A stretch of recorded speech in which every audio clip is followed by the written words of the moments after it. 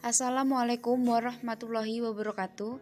Perkenalkan kami dari kelas 11 OTKP 3 yang beranggotakan Riko Robianto, Nanang Suhendra, Diki Kurniawan, Fathiatul Herawati, Yuni Ismawati, Eka Saputri, dan saya sendiri Tia Pramitasari akan membawakan presentasi perencanaan program kerja yang berjudul Public Relation on the Net, sebuah perspektif baru Humas. Pendahuluan, perkembangan public relation atau PR, baik sebagai ilmu maupun profesi, tidak bisa terlepas dari perkembangan teknologi komunikasi. Pengaruh teknologi komunikasi terhadap PR bisa berbentuk hanya sebagai media PR, atau menjadikan sebuah kegiatan PR yang memiliki perspektif baru. Sehingga muncullah istilah Over PR, Net PR, dan nama lain untuk kegiatan atau bidang kajian PR dalam dunia siber atau dunia maya. Selanjutnya, yang bisa dilakukan praktisi PR melalui penggunaan internet adalah sebagai berikut. Pertama, PR harus menyadari bahwa khalayak atau publik dapat mengakses semua press release atau news release yang dikirimkan melalui internet atau server dengan menggunakan kata-kata yang mudah dicari dan dipahami khalayak. Kedua, publik dapat mengakses press release dalam homepage yang ada di World Wide Web.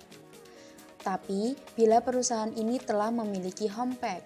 Ketiga, PR dapat membuat mailing list dari publiknya. Mailing list sendiri adalah perangkat elektronik yang dapat menyebarkan press release kepada publik melalui kontak email. Nah, selanjutnya keuntungan PR dalam menggunakan internet.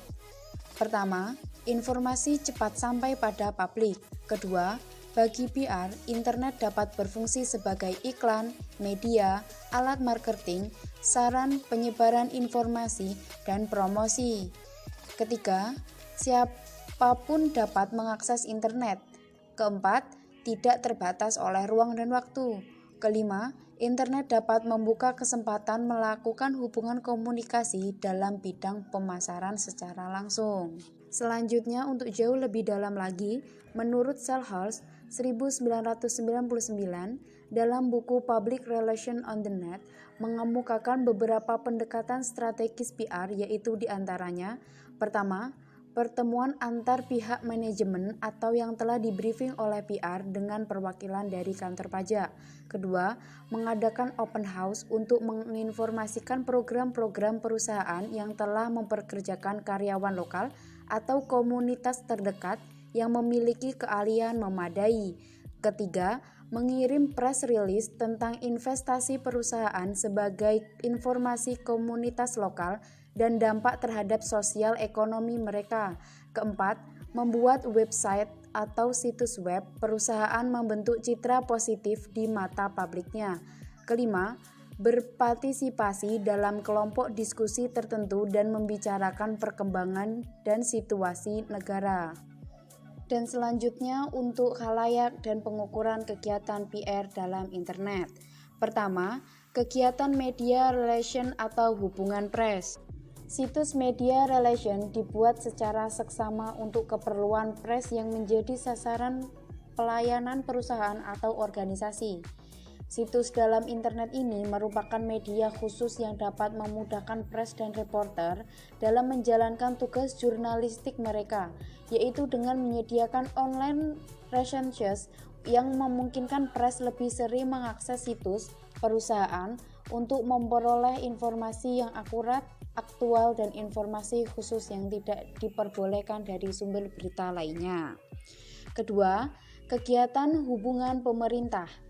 Hubungan pemerintah pada intinya merupakan upaya pembentukan dan pengembangan saling pengertian, pemahaman akses, dan dukungan optimal serta kerjasama institusional dari pemerintah terhadap keberadaan, kebijaksanaan, dan operasi sebuah perusahaan.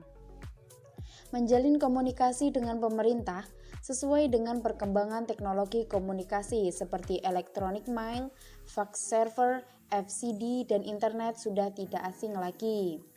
Ketiga, kegiatan hubungan komunikasi mengalami krisis komunikasi. Bisnis atau fungsi hanya bisa ia terima oleh masyarakat. Karena kegiatan bisnis ditujukan untuk masyarakat, sehingga perusahaan bisa memperoleh keberadaan dari komunitas. Komunitas ini mencakup komunitas luas di daerah perusahaan, komunitas masyarakat yang tinggal dekat perusahaan, kelompok partisipasi negara, kelompok pendidikan, kelompok komunitas, organisasi sosial, dan khalayak khusus.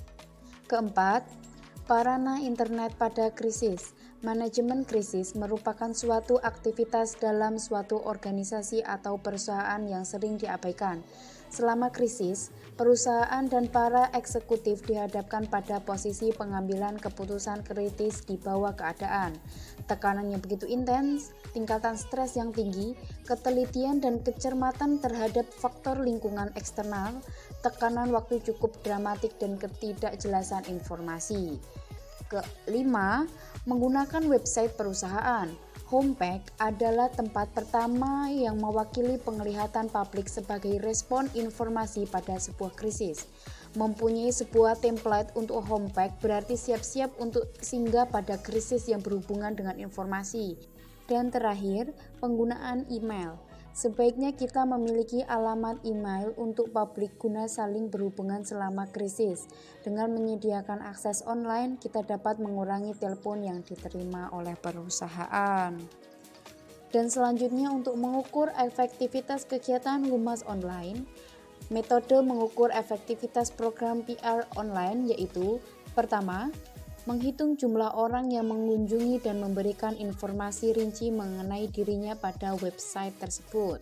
Kedua, laporan penjualan bulanan dari pengecer resmi. Ketiga, mengukur tingkah laku khalayak. Keempat, memantau liputan media. Kelima, memantau menambahkan database. Nah, berdasarkan uraian di atas dapat disimpulkan bahwa penggunaan internet dalam kegiatan PR telah membuktikan efektif dan menekankan biaya operasional seminim mungkin dan mampu mendekatkan perusahaan dengan publiknya. Dunia PR dalam internet telah membuka perspektif atau paradigma baru dalam bidang hubungan masyarakat humas atau PR. Oke, thank you for attention. Mohon maaf jika ada kesalahan karena kesempurnaan itu judul lagu Rizky Febian. Saya pamit undur diri. Wassalamualaikum warahmatullahi wabarakatuh.